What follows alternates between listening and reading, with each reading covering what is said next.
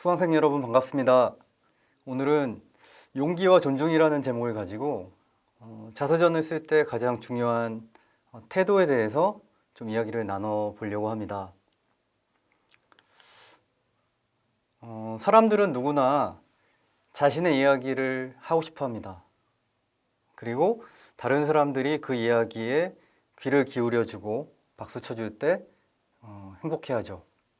그렇게 생각하세요? 실제 연구에 의하면 저희가 SNS상에 어떤 글을 올렸을 때 누군가가 그걸 봐주고 좋아요를 눌러주면 아주 맛있는 것을 먹거나 이렇게 행복할 때 나오는 어떤 호르몬이 뇌에서 분비가 된다고 해요. 조금 철학적으로 얘기하면 인간은 어쩔 수 없이 되게 외로운 존재예요. 제가 최근에 들은 농담 중에 가장 재밌었던 게 관은 1인용이다. 쌍둥이는 둘이 태어나기도 하지만 죽으면 혼자 1인용 관에 들어간다라는 농담을 들은 적이 있는데, 인간은 기본적으로 외로운 존재이기 때문에 다른 존재와 연결됐을 때 행복을 느끼죠. 다른 사람과 같은 감정을 느낄 때, 우리가 2002년 월드컵 때 모든 인파가 수십만 인파가 같은 기쁨을 느낄 때 연결돼 있구나, 행복하다라고 느끼는 거죠. 내가 한 이야기를 누군가 네 생각이 그렇구나, 맞는 것 같아, 이렇게 이해를 해줄 때 생각이 연결되어 있다, 감정이 연결되어 있다, 나는 혼자가 아니다, 외롭지 않다, 이런 행복감을 느끼는 거라고 저는 생각을 합니다. 그럼에도 불구하고 사실 저희가 자기 속마음을 다른 사람 앞에서 잘 꺼내놓지를 않습니다. 왜냐하면 연결이 너무나 달콤하고 행복한데도 거기에 가려면 어떤 지뢰밭이 있어요. 실패할 수 있다는 거죠. 예를 들면 이런 겁니다. 제가 어떤 이야기를 했는데 정말 진심으로 내 이야기를 꺼냈는데, 야, 그게 뭐 대단한 거라고 그런 얘기를 해. 누군가 이렇게 얘기를 하는 거죠. 혹은 제가 어떤 아름다운 정말 절절했던 사랑을 이야기했는데 결국 너는 어리고 예쁜 여자 좋아하는 거잖아, 이렇게 오해를 할 수도 있는 거죠. 혹은 제 이야기를 자기 맘대로 왜곡을 하고 또 너만 알고 있으라고 얘기를 했는데 알고 나중에 지나니까 같은 반 아이들이 다 알고 있어요. 이러한 이유들로 무시, 오해, 왜곡, 유출, 너무 제가 단순화시켜서 이야기를 하긴 했는데 한마디로 표현하면 내 마음 진심이 존중받지 못하는 어떤 상황들에 대한 두려움을 우리는 가지고 있습니다. 그래서 내 진심을, 내 속마음을 꺼내는 것은 안전하지 않다고 생각을 하는 거죠. 안타깝지만 우리는 살아오면서 수많은 데이터를 가지고 있어요. 내 속마음을 꺼내는 것은 안전하지 않다. 그래서 우리는 용기를 내지 못합니다. 그런데 이 자서전을 쓸 때는 조금 용기를 가질 수도 있어요. 조금 너무나 흔한 얘기이긴 하지만 일단은 진심은 통한다라고 한번 용기를 내볼 필요가 있습니다. 어떤 순간 몇몇 사람들은 오해를 하고 무시를 하고 왜곡을 할 수 있겠으나 아주 길게 대다수의 사람들에게는 진심은 통한다라는 것을 믿고 용기를 가질 필요가 있습니다. 말과 다르게 글은 하나의 장점을 가지고 있어요. 그게 뭐냐면 말은 한번 나가면 다시 뱉은 말을 다시 삼킬 수 없지만 글은 한번 써놓고 얼마든지 고칠 수가 있습니다. 다 고친 다음에 발표를 하면 돼요. 그래서 일단 용기 내서 내 얘기를 한번 써보고 이게 좀 이거 오해 소지가 있는데 이거는 어떤 사람들에게는 좀 받아들이기 힘들겠는데 하고 고칠 수 있다는 것이 우리가 용기를 내서 글을 한번 써볼 수 있는 근거가 됩니다. 다음으로 자서전은 객관적인 사실을 담는 책이 아닙니다.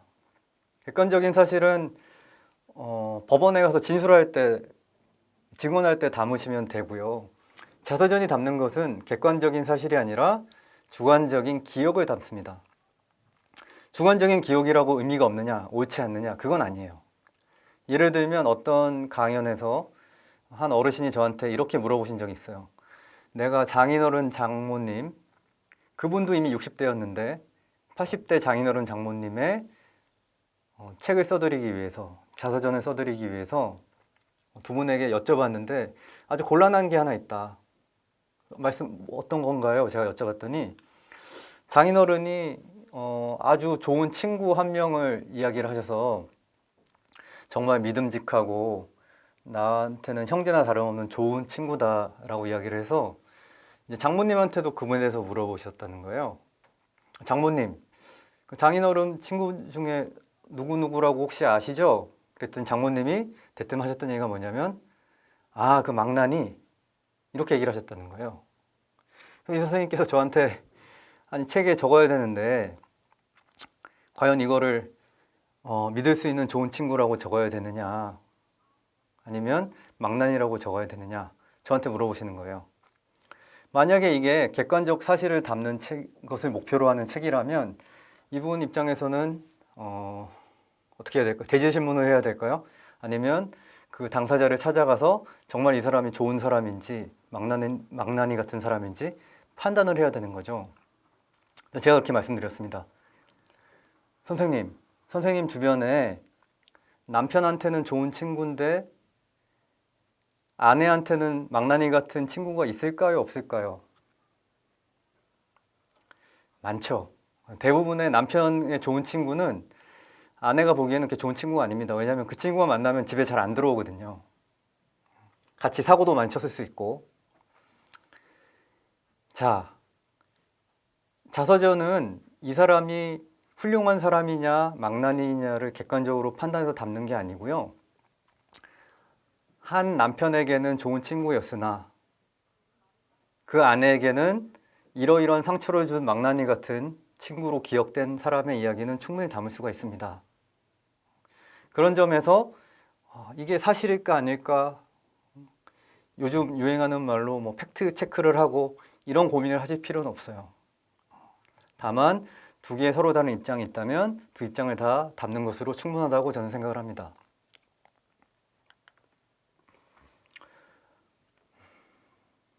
용기 있게 써야 된다고 아무 얘기나 용기 있게 쓰시면 안 됩니다.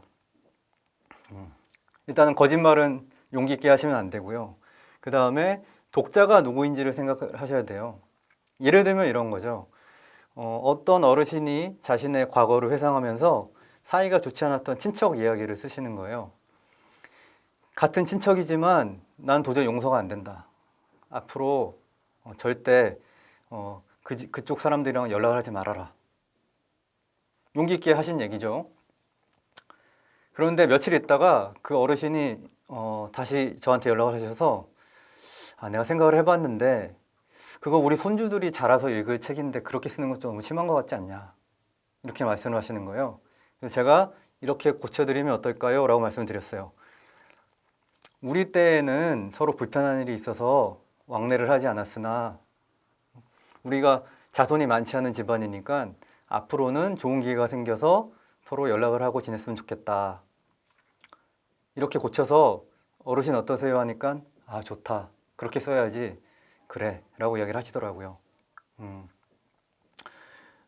그 독자가 내 사랑하는 손주가 나중에 자라서 읽을 거라고 생각하지 않았다면 아마 그런 생각의 전환을 못 하셨을 것 같아요. 그렇지만 우리는 독자가 누구인지를 생각하고 내가 그냥 용기 있게 아무 얘기나 쓰는 것이 아니라 그 독자에 맞는 이야기를 쓴다라고 생각을 하시면 좋을 것 같습니다. 그 다음에 객관적인 진실일지라도 일단 책이 기록되는 순간 어떤 책임은 따를 수 있다는 것도 기억해 두시면 좋을 것 같습니다. 용기와 함께 이제 존중이라는 것에 대한 이야기를 좀 더 드리려고 하는데요. 존중은 정말 다양한 정의가 있겠지만 저는 개인적으로 이렇게 정의를 합니다. 상대방의 고유한 영역에 허락 없이 함부로 침입하지 않는 것. 이렇게 생각하시면 되죠. 초등학교 5학년 딸아이가 있는데 그 아이 서랍 속에 열쇠 아주 조금만 힘주면 부서질 만한 조잡한 열쇠로 이렇게 잠겨있는 일기장이 있어요. 이것은 그 아이, 자아가 생기기 시작한 그 어린 아이에게는 자신만의 고유한 영역이거든요. 여기에 허락 없이 침입하는 것이 존중에 실패하는 거죠. 결국 존중이라는 것은 그러한 모든 사람들이 가지고 있는 고유한 영역에 함부로 침입하지 않는 겁니다. 그럼 들어가지 말아야 되느냐? 그건 아닙니다. 허락이 있을 때, 초대를 받았을 때만 들어가는 게 바로 존중이죠.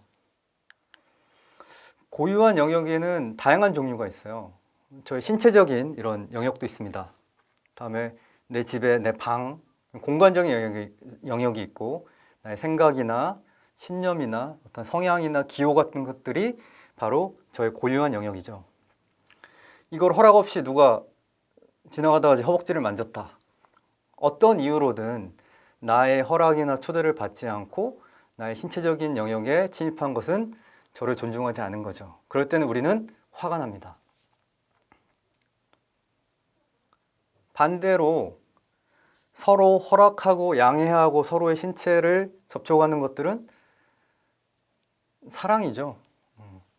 단 한 가지 차이, 존중이 있느냐 없느냐에 따라서 어떠한 신체적인 접촉이 아름다운 어떤 순간일 수도 있고 아주 끔찍하고 불쾌한 기억이 될 수도 있습니다.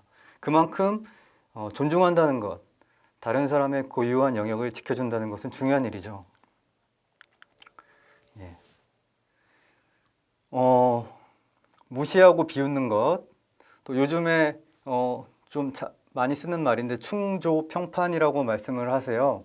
충고하고 조언하고 평가하고 판단하는 거 다 도움이 되는 좋은 이야기인 것 같지만 허락을 받지 않고 이야기하면 전부 다 침범입니다. 라고 저는 생각을 합니다. 가족끼리 존중하기가 어렵거든요. 그 이유는 서로의 고유한 영역이 이렇게 너무 가까이 있다 보니까 그게 겹치고 함부로 침입하기가 쉬운 거죠. 내 동생 방에 불쑥 들어가기가 쉬운 거죠. 그래서 가까울수록 존중하기가 어렵고 존중을 하기 위해서는 조금 조심하고 배려하는 것들이 필요해요. 상대방의 영역을 지켜주기 위해서. 이런 거죠. 누군가가 저를 도와주지 않았어요. 그때 네가 도와주지 않아서 난 마음이 아파. 이렇게 얘기하는 거는 사실은 전혀 상관이 없습니다. 무슨 말씀이냐면 이거는 내 마음에 대한 얘기예요. 내 마음이 아팠던 건 내 사실이기 때문에 이건 누구의 영역을 침범하는 게 아닙니다. 근데 야, 너 나 괴롭히려고 내 어려울 때 안 도와줬잖아 라고 이야기를 하는 거는 상대방에 대한 판단이 들어가요. 내 마음이 아팠다는 얘기가 아니라 네가 날 아프게 하려고 이랬잖아 라고 그 사람의 어떤 행동을 규정하고 판단하는 것은 그 사람의 영역을 침범하는 겁니다. 이럴 때는 이런 이야기 들으면 우리는 화가 납니다. 내가 도와주지 않아서 미안하구나라고 생각하기 전에 야, 내가 너 아프게 하려고 안 도와준 게 아니고 이렇게 자기를 보호하려고 사람들은 하게 돼요. 그래서 A와 같이 표현하는 게 바로 존중하는 표현입니다. 다른 사람의 어떤 상황이나 내가 알 수 없는 것들을 함부로 판단하지 않고 내 이야기를 하는 것. 있는 그대로 내 얘기는 제가 할 수 있는 유일한 마음 놓고 할 수 있는 이야기니까요. 그런 것들이 바로 존중하는 글쓰기입니다. 그래서 존중을 하는 방법은 이렇게 제가 세 단계로 나눠서 이야기를 해봤는데요. 일단은 그대로 본다, 그대로 받아들인다. 그리고 거기에 충조평판, 이게 정혜신 박사님 책에 아마 보신 분들은 아마 읽어보면서 공감 많이 하셨을 텐데 충조평판을 하지 않고 정성스럽게 대한다, 조심스럽게 대한다. 이런 것들이 자서전을 쓸 때는 가장 중요한 태도입니다. 이거를 자서전이 다른 어떤 분의 삶이 아니라 자신의 삶을 다룰 때는 바로 자신의 삶과 기억에 대해서 이런 방법으로 한번 존중해 보는 것. 그것이 자서전 쓰기의 기본입니다. 제가 수많은 자서전을 만들면서 어르신들의 삶을 보니까 존중하는 눈으로 봤을 때 교훈이 없는 삶은 단 하나도 없더라고요. 예를 들면 저기 2년 정도 해보니 나랑 안 맞더라. 저게 어떤 얘기냐면 초등학교 선생님으로 퇴직을 한 어르신의 이야기예요. 이분이 집에서 매일 이제 60대에 퇴직을 하고 집에 있으니까 아파트 이웃분이 할아버지 저희 회사 나와서 일 좀 도와주시겠어요? 뭐 소일거리로 한번 나가봤다는 거예요. 근데 그 일이 이제 공장 일이었는데 일단은 저는 야, 교직에 퇴직을 하시고 공장 일을 하셨다는 것도 좀 대단하다는 생각을 했었는데 그 일을 한 2년 정도 하셨다는 거예요. 근데 이렇게 하시는 말씀이 그래요. 2년 정도 열심히 해봤는데 나랑 안 맞더라. 나한테 이런 일을 한번 해보겠냐고 제안해준 이웃이 고마워서 웬만하면 맞춰보려고 했는데 2년 정도 해보니까 안 맞더라라는 말씀이었어요. 이게 그런 생각이 들어요. 요즘 젊은 사람들이 죄송합니다. 약간 꼰대 같은 이야기로 하자면 요즘 젊은 사람들이 이 일은 나랑 안 맞아라고 판단하는데 저는 일주일이 안 걸린다고 생각해요. 저는 개인적으로 중간에 끼어 있는 세대니까 어떤 일을 판단하려면 한 4계절 정도는 나봐야 판단할 수 있어 라고 생각을 하기도 하는데 이 어르신은 2년 정도 해보니 안 맞더라는 이야기를 하신 게 옛날 어르신들에게는 저런 또 태도가 있으시구나 라고 좀 교훈을 얻기도 했고요. 그냥 예전부터 인복이 많았다고 말씀하시는 어떤 할머님을 보면 인복이라는 게 좋은 사람을 만나는 거잖아요. 이분은 끊임없이 다른 사람들을 믿어줍니다. 이분의 이야기 쭉 듣다 보면 아이들한테도 큰 믿음을 줬고 하다못해 집에 뭐 고장난 게 있어서 고칠 게 하나 있어서 사람을 써도 그 사람한테 믿고 맡기는 거죠. 그러면 사람들은 기분 좋게 일을 잘합니다. 좋은 결과를 나죠. 이분이 나는 인복이 많았다라고 이야기를 하시는데 제가 그분의 이야기를 쭉 듣고 나니까 저렇게 사람들을 믿고 대해야 사람들이 저 사람을 위해서 열심히 무언가를 하는구나 라는 걸 오히려 배울 수 있었어요. 마지막 이야기는 시집살이를 어린 아내랑 결혼을 해서 시집에 맡겨두고 3년 동안 군대에 갔다 온 어떤 할아버지 이야기인데요. 이분이 군대에 갔다 온 이후로 직장에 취직을 하고 분가를 해서 이 할머니 이야기로 자기는 그 이후로는 아이를 업어본 적도 없고 손에 물을 묻힌 적도 없다. 왜? 남편이 퇴근해서 다 해줬다는 거예요. 내가 어린 너를 데리고 와서 그 시집에서 모진 시집살이를 시키고 군대를 3년을 갔다 왔으니 이제부터는 너한테 고생시키지 않겠다. 그분의 그런 마음과 또 그 시대의 그런 마음과 그런 어떻게 보면 고마움, 이게 보답이잖아요. 그런 것들이 참 요즘 시대에도 저런 사람이 있을까 싶을 정도로 좀 존경스럽다는 생각을 가진 적이 있습니다. 이렇게 저희가 뭔가 특별한 너무나 대단하고 위대하진 않더라도 있는 그대로 좀 존중하는 마음으로 바라봤을 때는 무언가 아름답고 빛나는 교훈들이 모든 삶에 있다라고 저는 생각을 합니다. 그래서 내 이야기를 꺼낼 용기와 함께 다른 사람의